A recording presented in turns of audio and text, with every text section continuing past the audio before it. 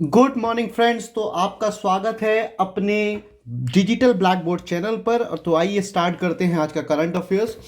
आज का पहला प्रश्न है, हाल में चर्चा में रहा गंगा विलास क्या है? हाल में चर्चा में रहा गंगा विलास क्या है? तो इसका पहला ऑप्शन है ए, गंगा नदी के किनारे पर्यटन आवास स्थल।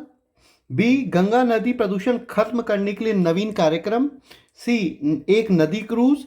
डी, उपरोक्त में से कोई नहीं। तो आइए इसका उत्तर देखते हैं। तो गंगा क्रूज क्या है? उत्तर प्रदेश के बनारस से असम के डिब्रूगढ़ को रवाना होने वाला दुनिया का सबसे लंबा नदी क्रूज है। ये दुनिया का सबसे लंबा नदी क्रूज है और 13 जनवरी को प्रधानमंत्री मोदी इसको हरी झंडी दिखाएंगे। तो हमारा उत्तर हो जाएगा सी, एक नदी क्रूज। नदी क्रूज क्या होता है? जो नदियों पे जो जहाज चलते हैं, पानी के जहाज चलते हैं, उन्हीं को नदी क्रूज कहते हैं। हाल में किस देश ने एशिया की पहली हाइड्रोजन ट्रेन चलाई? पहली हाइड्रोजन ट्रेन चलाई। ऑप्शन ए है चाइना, ऑप्शन बी है जापान, ऑप्शन सी है दक्षिण कोरिया, ऑप्शन डी है ताइवान। तो आइए इसका उत्तर देखते हैं।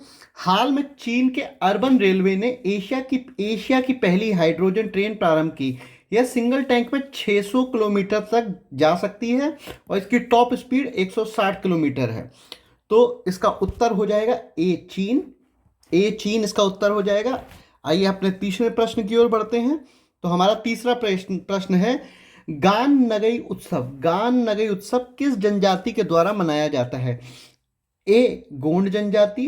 बी, कुकी जनजाति। सी, नागा जनजाति। डी, जेलियांगरोंग जनजाति। अगर मैं सही से पढ़ पा रहा हूं तो इसको।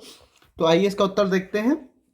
यह उत्सव मणिपुर के जेलियांग जनजाति के द्वारा मनाया जाता है। उपरोक्त अन्य 3 जनजाति भी मणिपुर में पाई जाती हैं। ठीक है, तो इसका उत्तर हो जाएगा डी, जेलियांगरोंग। जेलियांगरोंग जनजाति के द्वारा कौन सा उत्सव मनाया जाता है? गान नगई उत्सव। चौथा प्रश्न देखते हैं, बर्ड ब्रेल डे किस दिन मनाया जाता है? 1 जनवरी, 3 फरवरी, 4 जनवरी या उपरोक्त में से कोई नहीं। तो जो बर्ड ब्रेल डे है यह प्रतिवर्ष 4 जनवरी को मनाया जाता है। इस दिन लुई ब्रेल की स्मृति में मनाया जाता है। लुई ब्रेल द्वारा दृष्टिबाधित लोगों के लिए ब्रेल लिपि की खोज करी गई थी। ब्रेल लिपि कौन सी होती है? जिसके माध्यम से जो दृष्टिबाधित लोग होते हैं वो पढ़ते हैं। इन्हें दृष्टिबाधितों का मसीहा कहा जाता है। इनके बारे में जो लुई ब्रेल साहब है, इनके बारे में एक इंटरेस्टिंग बात बताता हूँ। इनकी खुद की आंखें नहीं थी, उसके बाद भी इन्होंने जो दृष्टिहीन लोगों थे उनके लिए एक लिपि का आविष्कार किया, जिसके माध्यम से आज दुनिया भर के जो दृष्टिबाधित लोग हैं वो पढ़ पाते हैं। तो ये चीज़ दर्शाता है कि आप अपनी अक्षमताओं को अगर अक्षमता मान लेंगे तो आप कुछ नहीं कर पाएंगे। आप चाहे कितनी भी असक्षम क्यों ना हो, आपके अंदर वो क्षमता होती है कि आप कुछ कर सकें समाज के लिए। इसका एक बहुत अच्छा उदाहरण है लुई ब्रेल साहब। अगला प्रश्न है, दिल्ली के अंदर हाल में 50 इलेक्ट्रिक बस किस योजना के अंतर्गत चालू करी गई? तो ये जो बसें चालू करी गई, ये चालू करी गई, इसका ऑप्शन ए है फेम इंडिया, ऑप्शन बी है ग्रीन इंडिया, ऑप्शन सी है national action plan for climate change, option D है उपरोक्त में से कोई नहीं। तो आइए इसका उत्तर देखते हैं। दिल्ली में 50 नवीन इलेक्ट्रिक बसों का संचालन किया जा रहा है फेम इंडिया योजना फेज 2 के अंतर्गत। ठीक है, ये क्या है?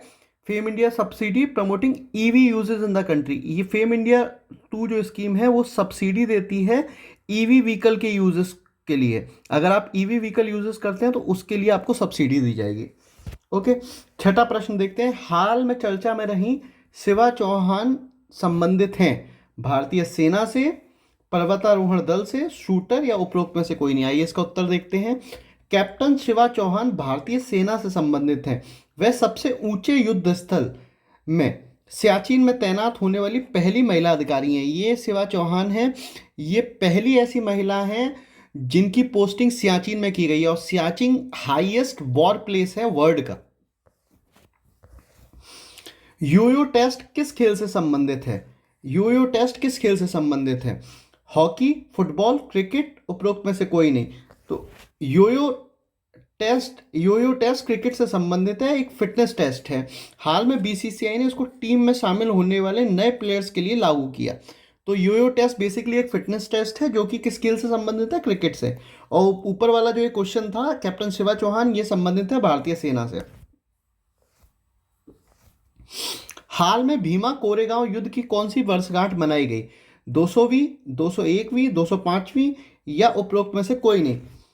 हाल ही में भीमे कोरेगांव युद्ध की 205वीं वर्षगांठ मनाई गई। 1 जनवरी 1818 में ईस्ट इंडिया कंपनी और 500 महार सेना, यानी east India company plus 500 Mahar सेना के जवान और मराठा साम्राज्य के ब्राह्मण पेशवा गुट के बीच भीमा कोरेगांव की लड़ाई लड़ी गई थी।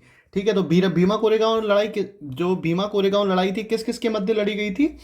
ये लड़ी गई थी पेशवा और ईस्ट इंडिया कंपनी के मध्य। ठीक है, और इसकी कौन सी वर्षगांठ मनाई जा रही है? 205वीं वर्षगांठ मनाई जा रही है। नवा प्रश्न है, महाराष्ट्र में कनेक्टिविटी सुधार के लिए भारत और किस संस्था के मध्य समझौता हुआ है? तो महाराष्ट्र में कनेक्टिविटी सुधार के लिए भारत और किस संस्था के बीच समझौता हुआ है?